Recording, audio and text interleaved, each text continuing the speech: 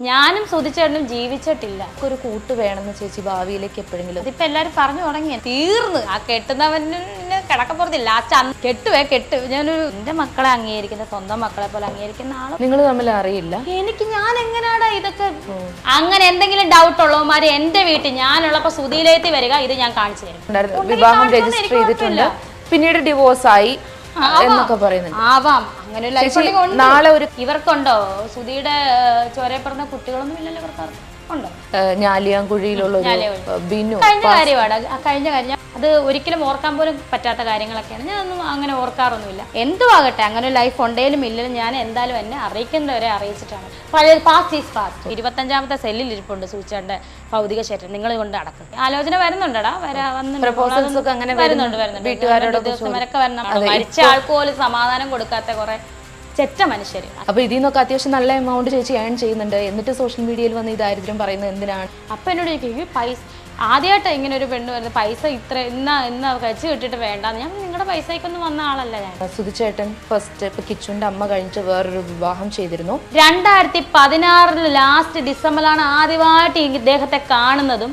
പിന്നെ എങ്ങനെയാ 2012, 2013 ഇവർ പറയുന്ന കള്ളത്തരവല്ലേ? നാണമാകുന്നില്ലേ നിങ്ങൾക്ക്? ഈ വ്ളോഗേഴ്സ്, റിയാക്ഷൻ വീഡിയോസ് ചെയ്യുന്നവര് സുധിച്ചേട്ടന്റെ ഫ്രണ്ടിന്റെയോ മറ്റൊരു വോയിസ് ക്ലിപ്പ് പുറത്തു വിട്ടിരുന്നു. അതിനകത്ത് പറയുന്നത് സുധിച്ചേട്ടന് കൊല്ലം സുധി എന്നാണ് അറിയപ്പെടുന്നത്, അതുകൊണ്ട് തന്നെ കൊല്ലത്ത് തന്നെ അടക്കണമായിരുന്നു എന്നാണ് ആഗ്രഹം. ഞാനൊരു കാര്യം, ഈയിടെയിലാണോ വോയിസ് വന്നത്? ഒരു കാര്യം ചെയ്യും, ചെന്നാണ്ട് അവിടെ 25ാമത്തെ സെല്ലിൽ ഇരിപ്പുണ്ട് സൂചിച്ചേട്ടന്റെ ഭൗതിക ശരീരം. നിങ്ങൾ കൊണ്ട് അടക്ക്. അല്ല, ഞാൻ എന്നെ ഇതിനകത്ത് പറയേണ്ടത്? 2 വർഷമായില്ലേ ആള് മരിച്ചിട്ട്? മരിച്ച ആൾക്ക് പോലും ഞാൻ പറഞ്ഞ മണ്ണിന്റെ അടിയിൽ എന്ന് പറഞ്ഞാൽ മണ്ണോട് ചേർന്നെന്നാണ് നമ്മൾ ക്രിസ്ത്യൻസ് പറയുന്ന പദമാണത്. അതൊന്നും ഞാൻ കഴിഞ്ഞ ദിവസം അങ്ങനെ പറഞ്ഞത് ഒരുത്തി എടുത്ത് റിയാക്ഷൻ ചെയ്തേക്കുന്നു. മണ്ണിന്റെ അടിയിലായെന്ന് പറഞ്ഞത്. മണ്ണിന്റെ അടിയിൽ മണ്ണോട് ചേരുന്നു. മനുഷ്യ നീ മണ്ണാകുന്നു, മണ്ണോട് ചേരുന്നു. നമ്മൾ ക്രിസ്ത്യൻ രീതിയിൽ നമ്മൾ ബൈബിളിൽ പറയുന്ന വാക്കാണത്. ഞാൻ മണ്ണിന്റെ അടിയിൽ ആയിട്ടില്ല. മണ്ണിന്റെ അടിയിൽ ആകുന്നോണം പോലെ ഞാൻ മുന്നോട്ട് നടക്കുന്നതാണ് ഞാൻ പറഞ്ഞത്. അതിനകത്ത് എനിക്ക് തെറ്റായിട്ടൊന്നും തോന്നിയില്ല. സൂചിച്ചേട്ടൻ മണ്ണിന്റെ അടിയിലാണ്. ഞാൻ മനുഷ്യ നീ മണ്ണാകുന്നു, മണ്ണോട് ചേരുന്നു. ആ ഒരു ക്രിസ്ത്യൻ രീതിയിൽ അടക്കിക്കൊണ്ടാണ് ഞാൻ അങ്ങനെ പറഞ്ഞത്. അതും എനിക്ക് ഓരോന്ന് പറയുമ്പോഴാണ് ഇതെല്ലാം ഓർമ്മ വരുന്നത്, ഈ കൂടെ പറയുന്നത്. അതും തെറ്റായിട്ട് വ്യാഖ്യാനിച്ചു ആൾക്കാർ. അപ്പം ഞാൻ ചോദിക്കട്ടെ, 2 വർഷമായല്ലോ മരിച്ചിട്ട്, ഇപ്പോഴാണ് ഇതൊക്കെ പറയുന്നത്? ഒരു കാര്യം ചെയ്യും, നിങ്ങൾ ആ സെല്ലിൽ ചെന്ന് സൂചിച്ചേണ്ട ഭൗതിക ശരീരം എടുക്കുവോ? ഞാൻ ഒന്നും ചെയ്യുന്നില്ല, നിങ്ങൾ എടുക്കുവോ? നിങ്ങൾ എടുത്ത് നിങ്ങൾ എന്തെങ്കിലും ചെയ്യാൻ, ഞാൻ എന്താ ചെയ്യാന്? ഞാൻ എന്താ പറയുന്നത്? ഇങ്ങനത്തെ ഈ വർത്താനത്തിനൊക്കെ എന്താണ് ഞാൻ പറയേണ്ടത്? മരിച്ച ആൾക്ക് പോലും സമാധാനം കൊടുക്കാത്ത കുറെ ചെറ്റ മനുഷ്യര്, അങ്ങനെ പറയത്തുള്ളൂ. ഇപ്പോൾ ഈ സ്കൂൾ തുറക്കുന്നതുമായിട്ട് ബന്ധപ്പെട്ട് ചേച്ചി ഒരു ഇൻസ്റ്റഗ്രാം വീഡിയോ റീല് ഇട്ടിരുന്നു. അതായത് എനിക്ക് ടെൻഷനായിരുന്നു, മകൻ എങ്ങനെ ബാഗും കാര്യങ്ങളൊക്കെ മേടിച്ചു കൊടുക്കും എന്നുള്ളത്. അപ്പോൾ സ്വാഭാവികമായും ചേച്ചി തന്നെ പറഞ്ഞിട്ടുണ്ട്, അതായത് ഞാൻ ആൽബത്തിൽ അഭിനയിക്കുന്നു, അല്ലെങ്കിൽ അഭിനയം തൊഴിലായി സ്വീകരിച്ചത് എൻ്റെ മക്കൾക്കും എൻ്റെ കുടുംബത്തിനെയും പോറ്റാൻ വേണ്ടിയിട്ടാണ്. ഇത്രയും ആൽബങ്ങളും കാര്യങ്ങളും ചെയ്യുന്ന ആൾക്ക് കുഞ്ഞിന് സ്കൂളിൽ വിടാനുള്ള കാര്യങ്ങളും അത്തരത്തിലുള്ള അതിന് പോലും വരുമാനമില്ലെങ്കിൽ പിന്നെ എന്തിനാണ് ഈ തൊഴിലുമായിട്ട് കണ്ടിന്യൂ ചെയ്യുന്നത്? കറക്റ്റാണ് പറഞ്ഞത്. വേറൊന്നുമല്ല, എന്നെ സംബന്ധിച്ച് സുധിച്ചേട്ടനെ പോലെ ആവുമോ എന്നൊരു പേടിയുണ്ട് എന്നെ. കാരണം സുധിച്ചേട്ടനും അധികം കാശൊന്നും പറയുന്നത് എന്നാ അങ്ങനെ ഒരു രീതിയിൽ എനിക്ക് ഈ കഴുത്തറപ്പും പരിപാടിയൊന്നും എനിക്കറിയത്തില്ല. കഴിഞ്ഞ ഇടയ്ക്ക് ഒരാൾ വിളിച്ചിട്ട് പറഞ്ഞു, രേണു സുധി ഭയങ്കര പ്രതിഫലം മേടിക്കുന്നതാണല്ലോ, 1 ലക്ഷമാണോ മേടിക്കുന്നത്? ഞാൻ 1 ലക്ഷം കണ്ടിട്ടില്ല ലൈഫിൽ. ഞാൻ ഞെട്ടിപ്പോയി. ഓരോ ആൽബത്തിനൊക്കെ 5ഉം 4ഉം 3ഉം 6ഉം ഒക്കെ രൂപ മേടിക്കുന്ന ഞാനാണ്. അത് മേടിച്ച് നമ്മുടെ വീട്ടിലെ കാര്യം, ഇവിടെ വീട്ടിലെ ആൾക്കാരുണ്ട്. കുഞ്ഞിന് അസുഖമായ അവൻ്റെ കാര്യം നോക്കണം, മൂത്ത മോന് കൊടുക്കണം, പപ്പായ്ക്ക് കൊടുക്കണമെന്നല്ല, ഇവിടുത്തെ വീട്ടിലെ ചിലവ് മുഴുവൻ, കറണ്ട് ചാർജ് അടയ്ക്കണം, അത് അടയ്ക്കണം, ഇതെല്ലാം കൂടെ കഴിഞ്ഞപ്പോഴത്തേന് പിന്നെ ബാഗിൻ്റെ കാര്യം ഞാൻ വിട്ടു. ഞാനിങ്ങനെ ഓടി നടപ്പല്ലേ, അപ്പോഴാണ് ഞാൻ വന്ന പള്ളിക്കാർ ബാഗ് കൊണ്ടുതരുന്നത്. അപ്പം ആ ഒരു സന്തോഷത്തിന് ഞാനത് വീഡിയോ ഇട്ടെന്നേ ഉള്ളൂ. അല്ല അതിനകത്ത് ബാഗ് മേടിക്കാൻ കാശില്ലെന്നല്ല ഞാൻ പറഞ്ഞത്, സന്തോഷത്തിന് പുറത്തിട്ടതാണ് ഞാൻ. ഇപ്പോൾ ചേച്ചി പറഞ്ഞപ്പോഴാണ് ഞാനും റിയലൈസ് ചെയ്യുന്നത്, ചേച്ചി ആൽബത്തിനൊക്കെ മേടിക്കുന്നത് ഇത്രയും വളരെ കുറഞ്ഞ എമൗണ്ട് ആണെന്നുള്ളത്. പക്ഷെ നമ്മൾ നോക്കുമ്പോൾ ചേച്ചിക്ക് ഡെയിലി വർക്കുണ്ട്, ആൽബം ഉണ്ട്, മ്യൂസിക്കൽ ആൽബം ഉണ്ട്. അപ്പോൾ ഇതിൽ നിന്നൊക്കെ അത്യാവശ്യം നല്ല എമൗണ്ട് ചേച്ചി ഏൺ ചെയ്യുന്നുണ്ട്. എന്നിട്ട് സോഷ്യൽ മീഡിയയിൽ വന്ന് ഈ ദാരിദ്ര്യം പറയുന്നത് എന്തിനാണ് എന്നൊരു പോയിന്റിൽ നമ്മൾ ചിന്തിച്ചു. കൂടുതൽ ഞാൻ മേടിച്ചിട്ടില്ല ആൽബത്തിനൊന്നും.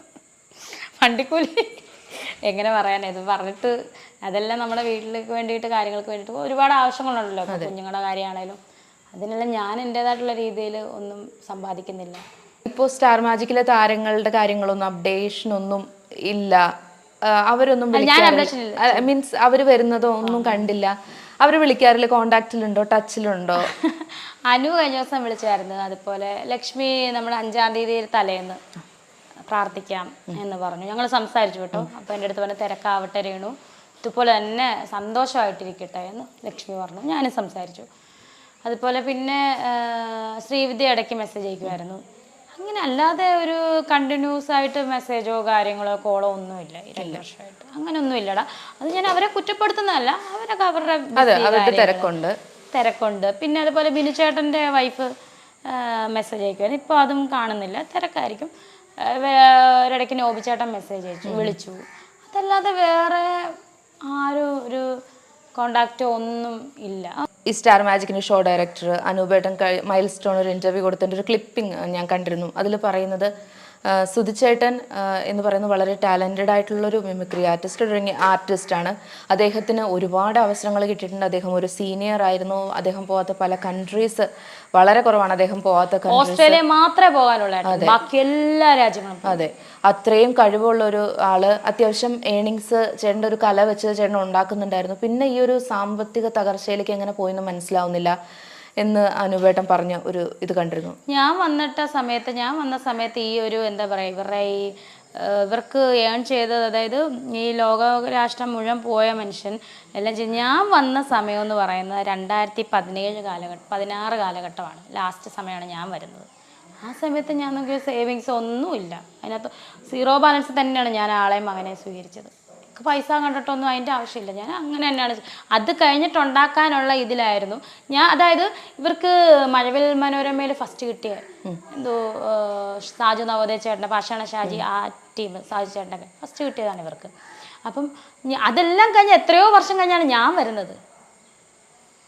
ഇതൊന്നും കണ്ടുകൊണ്ടല്ലല്ലോ ഞാൻ വരുന്നത്. ഞാൻ എൻ്റെ ലൈഫിൽ ഇവർ വന്നു, ഞാനും കണ്ടുമുട്ടി, ഇവരോടൊപ്പം ഞാനും കൂടി ചേർന്നു. അന്നൊന്നും 0 ബാലൻസ് ആണ് എൻ്റെ കയ്യിൽ, ഞാൻ കണ്ടിട്ടില്ലായിരുന്നു.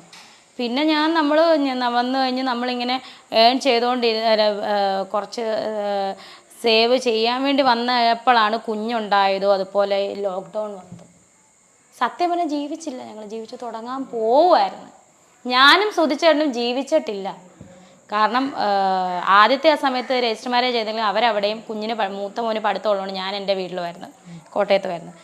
വെള്ളിയാഴ്ചകളിൽ വരും, ജസ്റ്റ് കാണും, തിങ്കളാഴ്ച തിരിച്ചു പോകും. വല്ലപ്പോഴും ഷൂട്ട് കഴിഞ്ഞതിലേ വരുവാണ്, ജസ്റ്റ് എന്നെ ഒന്ന് ഹായ് പറയും, കോട്ടയത്ത് വെച്ച് കാണും, തിരിച്ചു പോകും.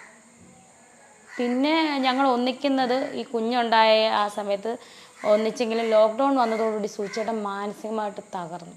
പിന്നെ ഈ പൈസ ഒന്നും ഉണ്ടാക്കാൻ പറ്റിയിട്ടില്ല. 0 ബാലൻസ് എന്ന് ഞാൻ പറഞ്ഞ ഒരു സേവിങ്സ് ഇല്ലായിരുന്നു സൂചിച്ചേട്ടൻ. അന്നും പൈസ കിട്ടുമായിരുന്നു.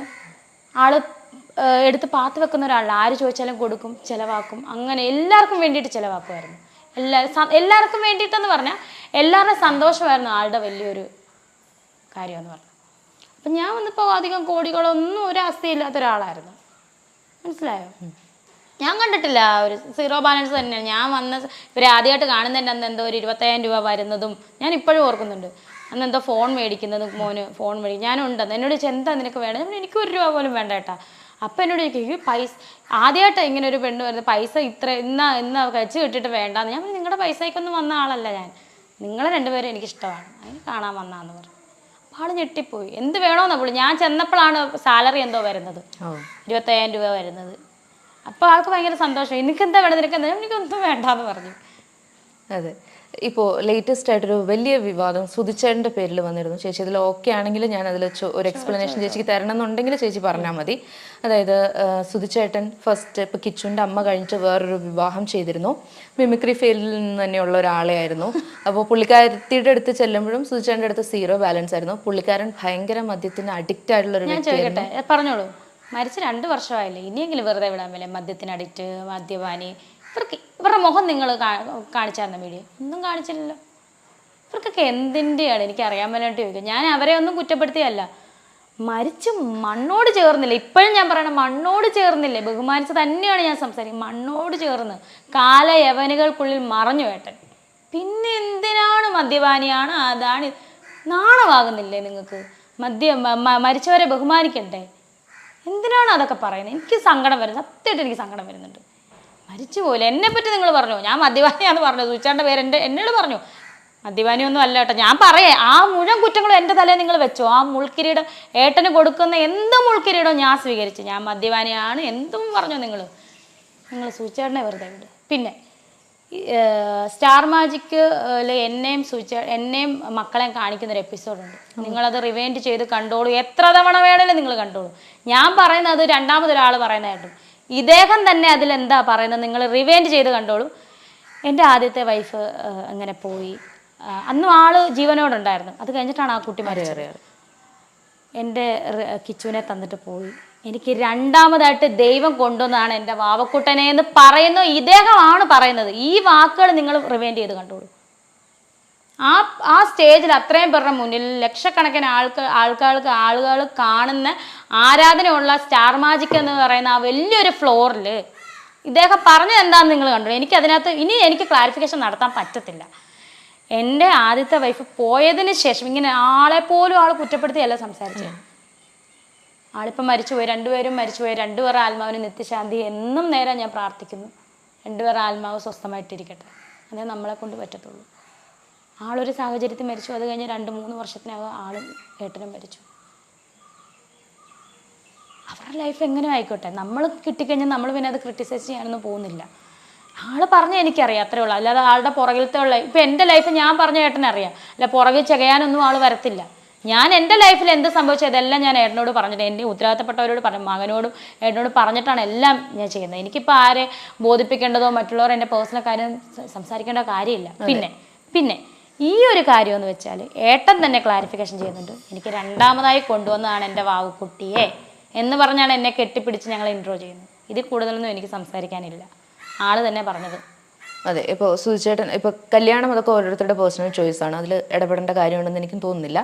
പക്ഷെ അതിൽ രേണുവിൻ്റെ പേര് അവർ മെൻഷൻ ചെയ്യുന്നുണ്ട്. അതായത് രേണു മെസ്സേജസ് അയക്കുന്നത് ഞാൻ കണ്ടിട്ടാണ് സുധിച്ചേട്ടൻ ഒഴിവാക്കിയത്. അത് വെറും പൊട്ടത്തരമാണ്. കാരണം അവരൊരു വർഷം പറയുന്നുണ്ടെന്നാണ് ഞാൻ അറിഞ്ഞത്. അത് ഏത് വർഷമാണെന്ന് ജെറിനൊക്കെ ഓർമ്മയുണ്ടോ? 2012 അന്ന് ഞാൻ സുധിച്ചേട്ടനെ എനിക്കറിയാമോ, ഞാൻ പഠിക്കുന്ന സമയമാണ്. 2016 ലാസ്റ്റ് ഡിസംബറിലാണ് ആദ്യമായിട്ട് ഇദ്ദേഹത്തെ കാണുന്നതും കോണ്ടാക്ട് ചെയ്യുന്നതും മിണ്ടുന്നതും. പിന്നെ എങ്ങനെ 2012, 2013 ഇവർ ഈ പറയുന്ന കള്ളത്തരവല്ലേ? അത് തന്നെ വലിച്ചു കീറാൻ വല്ലേ മനസ്സിലാകത്തില്ലേ? 2012 എനിക്ക് ഇദ്ദേഹത്തെ അറിയത്തില്ല. 13 അറിയത്തില്ല, 14 അറിയത്തില്ല, 15 അറിയത്തില്ല, 16 ലാസ്റ്റാണ് ഞാൻ ഇദ്ദേഹത്തെ കാണുന്നത് ആദ്യമായിട്ട്. എനിക്കിതൊക്കെ വ്യക്തമായിട്ട് അറിയാം. അത് തന്നെ പൊട്ടത്തെറ്റാന്ന്, വെറും എന്നെ വലിച്ചു കീറി വെറും തേജോവധം ചെയ്യാനുള്ള അടവാണെന്നും മനസ്സിലായില്ലേ? ഞാൻ നിങ്ങളെ പറഞ്ഞല്ലേ, ഞാൻ ആ പറഞ്ഞ വ്യക്തിയെടുത്ത് പറഞ്ഞ, ഞാൻ ഈ പ്രേക്ഷകരുടെ അടുത്തല്ല പറയുന്നത്. അതാരാണ് എനിക്ക് പേഴ്സണലി ഞാൻ നേരിട്ട് ആരെയൊന്നും കണ്ടിട്ടൊന്നുമില്ല. അവരെ നിങ്ങൾ തമ്മിൽ അറിയില്ല. ഞാൻ എങ്ങനെയാടാ ഇതൊക്കെ? എനിക്ക് എൻ്റെ ലൈഫിൽ തന്നെ 100 കൂട്ടം പ്രോബ്ലം ആയിട്ട് നടക്കുമ്പോൾ ഞാൻ ഇതൊക്കെ ചെയ്യാൻ പോകും? എന്തിനാണ് അതിൻ്റെ ആവശ്യം? ഒരു കാര്യം പറയാം വ്യക്തമായിട്ട്, രേണു സുധി നിയമപരമായിട്ട് ഞാൻ എന്നിട്ടും സർട്ടിഫിക്കറ്റ് ഞാൻ ചങ്കൂറ്റത്തോടാണല്ലോ കാണിച്ചത്. ഞാൻ ഇന്ത്യൻ ഭരണഘടനയിലുള്ള സ്പെഷ്യൽ ആക്ട് പ്രകാരമുള്ള വിവാഹമാണ് ഞാനും ഇദ്ദേഹം ചെയ്തത്. അതിനകത്ത് ഇടയ്ക്ക് കമൻറ്റും ഇതും എൻ്റെ കുടുംബക്കാരാണ് ഒപ്പിട്ടത്, അത് കള്ളത്തരമാണ് സർട്ടിഫിക്കറ്റ്. ഇങ്ങോട്ട് വരട്ടെ, ഞാൻ കാണിച്ചോളൂ. എൻ്റെ വീട്ടുകാരാണ് ഒപ്പിടേണ്ടത്. സാക്ഷിയായിട്ട് ഒപ്പിട്ടത് എൻ്റെ ഒരു അമ്മയുടെ ഒരു അപ്പാപ്പൻ്റെ മകൻ, അകന്ന അല്ല അടുത്ത ബന്ധു തന്നെയാണ്.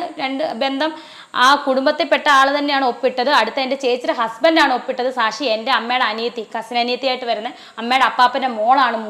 ഈ 3 പേരാണ് സാക്ഷികളായിട്ട് ഒപ്പിട്ടത്. എൻ്റെ വീട്ടിലെ പപ്പായ അമ്മ അല്ല ഒപ്പിടുന്നത്. ഇത് പറഞ്ഞപ്പോൾ ഞാനൊരു കമന്റ് ഉണ്ടായിരുന്നു, ഇൻഷുറൻസ് തട്ടാൻ വേണ്ടിയിട്ട് ഉണ്ടാക്കിയെടുത്ത വ്യാജ പറയുന്നവരിവിടെ വരട്ടെ.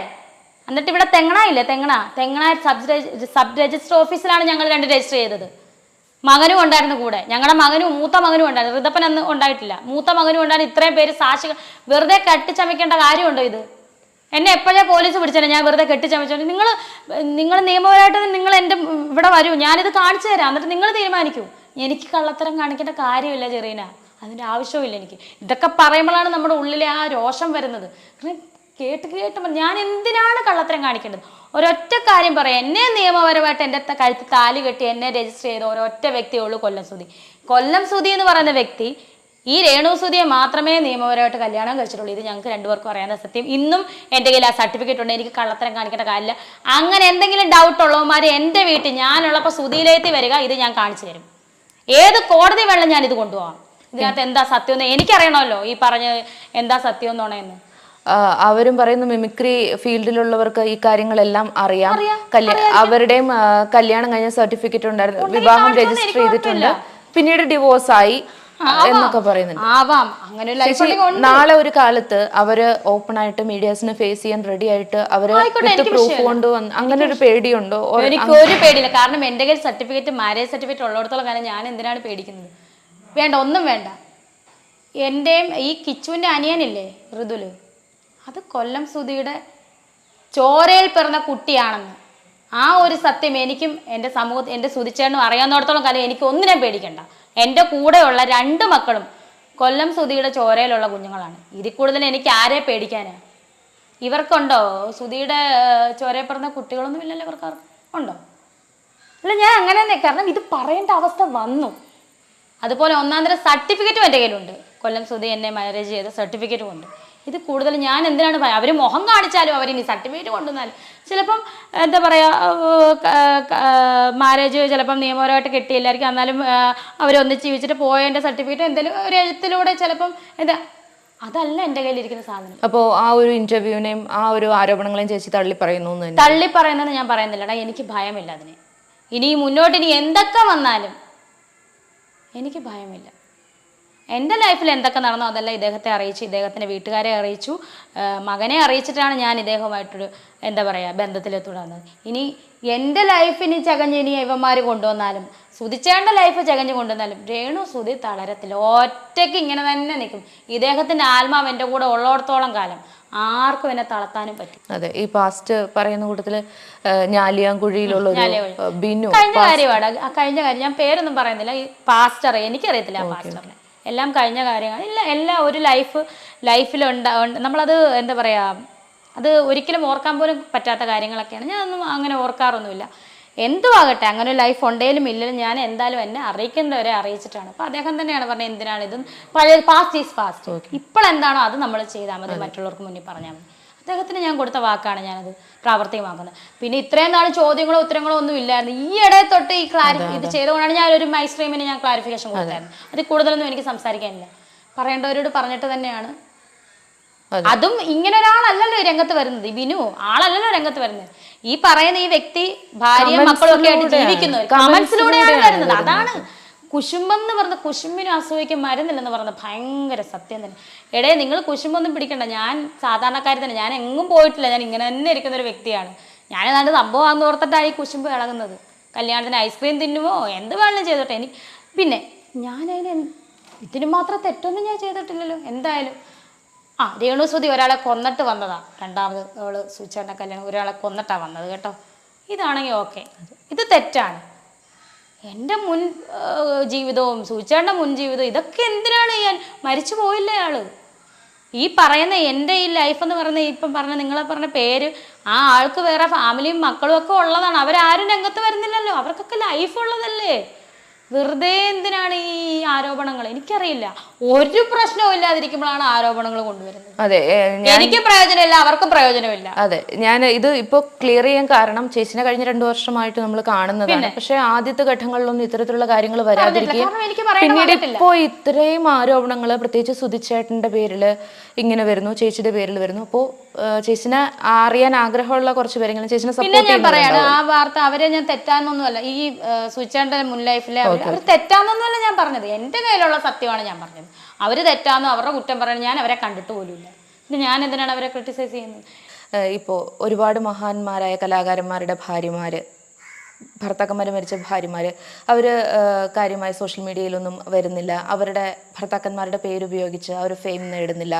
രേണു മാത്രമാണ് ഇങ്ങനെ ചെയ്യുന്നത് എന്നൊക്കെ പറയുന്നുണ്ട്. അപ്പോൾ അതിനോടുള്ളൊരു പ്രതികരണം എന്താ? ഇപ്പോൾ അവർ എക്സാമ്പിളായിട്ട് പറയുന്നത് കലാഭവൻ മണിയുടെ ഭാര്യ, അതുപോലെ തന്നെ ബാലഭാസ്കർ, വയലിനിസ്റ്റ് ബാലഭാസ്കർ, അദ്ദേഹത്തിന്റെ ഭാര്യ, അവരൊന്നും മീഡിയാസിന് മുഖം കൊടുത്തിട്ടില്ല. 2-3 പേഴ്സണാലിറ്റിയാണ്. അവർ വേറെ പേഴ്സണാലിറ്റി, ഞാൻ വേറെ, ആ ചേച്ചി വേറെ. അതിപ്പോൾ അവരെ പോലെ ഞാനാവണമെന്ന് പറഞ്ഞാൽ നടക്കുന്ന കാര്യം, എന്നെ പോലെ അവരാകണമെന്ന് പറഞ്ഞാൽ നടക്കുന്ന കാര്യമാണോ? ഒരിക്കലും അല്ല. ഓരോരുത്തർക്കും ഓരോരുത്തരുടെ വ്യക്തിപരമായിട്ടുള്ള കാര്യങ്ങളുണ്ട്. ഞാൻ എൻ്റെ ശരിയെന്ന് തോന്നുന്നത് ഞാൻ ചെയ്യും, ഞാൻ മുന്നോട്ട് പോകും, അത്രേ ഉള്ളൂ. എനിക്ക് അതിനകത്ത് വേറൊന്നും പറയാനില്ല. ഇപ്പോൾ മക്കള് 2 ആൺകുട്ടികളാണ്, അവർ പഠിക്കും, ചിലപ്പോൾ അവർ പുറത്തു പോകും, അവരുടെ കല്യാണം കഴിയാം, അങ്ങനെയൊക്കെ വരും. ചേച്ചി ഒരു പോയിന്റിൽ തന്നെയാവുന്ന ഒരു സിറ്റുവേഷൻ വരും. ഏതൊരു പെണ്ണുങ്ങളും അങ്ങനെ ഒരു സിറ്റുവേഷന് ഫേസ് ചെയ്യേണ്ട, പ്രത്യേകിച്ച് ഭർത്താക്കന്മാർ പോയ സ്ത്രീകൾ ഫേസ് ചെയ്യേണ്ടതായിട്ട് വരും. അങ്ങനെ ഒരു നാളിനെ കുറിച്ച് ചേച്ചിക്ക് പേടിയുണ്ടോ? അന്നേരമൊക്കെ ഒരു കൂട്ട് വേണമെന്ന് ചേച്ചി ഭാവിയിലേക്ക് എപ്പോഴെങ്കിലും? അതിപ്പോൾ എല്ലാവരും പറഞ്ഞു തുടങ്ങി എൻ്റെ അടുത്ത്, കൂട്ടുകാർക്ക് അടി. എന്തായാലും വീട്ടുകാരൊക്കെ ഒരു കൺസേൺ ഉണ്ടാവില്ല, ഞങ്ങൾ പോയ രേണുവിന് പിന്നെ ആര്, അവരൊക്കെ ശരിയായിരിക്കും. അങ്ങനെയൊക്കെ ചിന്തിച്ചിട്ടുണ്ടോ? എനിക്കിപ്പോൾ പേടി വരുന്നു കേട്ടത്, അയ്യോ എൻ്റെ എന്നെ എടുക്കുമെന്ന് പേടിയാവുന്നു സത്യമായിട്ടും. എന്നോട് ഓരോരുത്തർ ഇങ്ങനെ പറഞ്ഞു തുടങ്ങി, കൂട്ടുകാരൊക്കെ പറയടി ഇങ്ങനെ ഒറ്റയ്ക്ക് നടന്നിട്ട് കാര്യമില്ല കേട്ടോ. ഇപ്പം ഉടനെ കെട്ടാനല്ല പറയണേ, ചിന്തിക്കണം, ലൈഫിനെ പറ്റി ചിന്തിക്കണം. നമുക്കപ്പം നിന്നെ മനസ്സിലാക്കുന്നത്, നിന്റെ കുഞ്ഞ്, അപ്പോഴും ഞാൻ പറയുന്നത് എന്നെ മനസ്സിലാക്കുന്നത് പോട്ടെ, എൻ്റെ മക്കളെ അംഗീകരിക്കുന്ന ആൾ, എൻ്റെ മക്കളെയും എൻ്റെ ഫാമിലി, എൻ്റെ മക്കളെ സ്വന്തം, എനിക്ക് തോന്നുന്നില്ല അങ്ങനെ അംഗീകരിക്കും, എനിക്കറിയില്ലടാ. അപ്പം എൻ്റെ മക്കളെ അംഗീകരിക്കുന്ന, സ്വന്തം മക്കളെ പോലെ അംഗീകരിക്കുന്ന ആൾ വരുവാണെങ്കിൽ, എൻ്റെ എല്ലാ കാര്യങ്ങളും അറിയുന്ന ഒരാളാണെങ്കിൽ നമുക്ക് മുന്നോട്ട് ആലോചിക്കാം. നല്ലൊരാളാണെങ്കിൽ ആലോചന വരുന്നുണ്ടടാ, വരുന്നുണ്ട് ഉദ്യോഗസ്ഥന്മാരൊക്കെ വരണം. നമ്മളതൊന്നും ഇപ്പോഴില്ല എന്നുള്ളത്, ഇപ്പം നമുക്ക് അങ്ങനെ ഒരു ചിന്തയില്ല. വിട്ടേക്കാൻ പറഞ്ഞെങ്കിൽ തട്ടി വിടുവാണ്.